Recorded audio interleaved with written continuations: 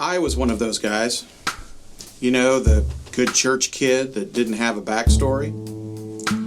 I grew up in a loving home. Both of my parents lived a typical middle-class lifestyle. I never experienced or experimented with drugs or alcohol or ran with the wrong crowd. And when I was confronted with the reality of the gospel, it made sense to me, and I responded.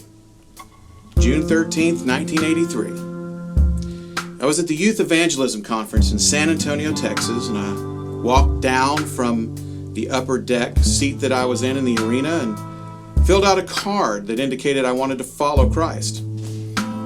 And no bright lights, no earth shaking, just a rational, logical decision. That's me. And though I made a decision that day, I still wasn't a follower. I still had something holding me back. I think it was fear. For some reason, I did not walk the aisle the next week at church and join and sign up to be baptized. I knew in my head that it was the first act of obedience that a Christian needs to do is to be baptized and to show the world that's what Christ has done for me. But I was fearful. It's irrational, I know, but as the weeks went on into months and even years, I couldn't overcome that last bit of fear and take that step toward the altar. At some point, it became a weekly battle. Do I go down now? What would people think? Would I be too embarrassed that it took so long?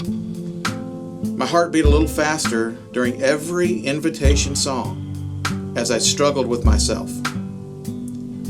Finally, as I prepared to go on a mission trip my senior year of high school, it dawned on me that I couldn't take the gospel and share my story if it wasn't complete. I would have been a hypocrite of sorts by asking others to believe and be baptized when I still had my own unresolved disobedience. So late in April of 1988, I took the step and came forward to be baptized. Then something happened that shocked and surprised me. One by one, other members of my youth group came forward to join the church and also be baptized. My youth leader at the time told me that my obedience had broken the ice for several others that had been struggling with the same issue.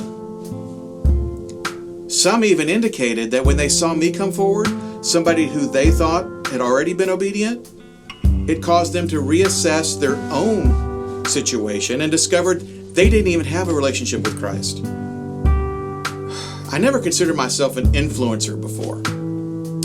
A leader maybe, possibly in the administrative or creative sense, but not in affecting someone's life choices. I realized for the first time that day that people do watch other people. And even if you don't think anyone notices you, they do.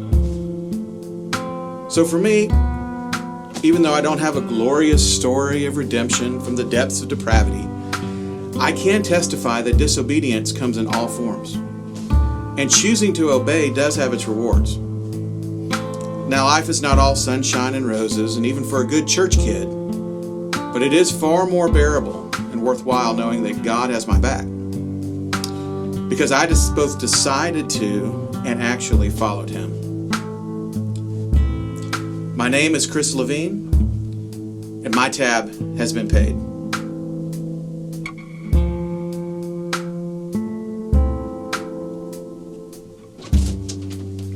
All right.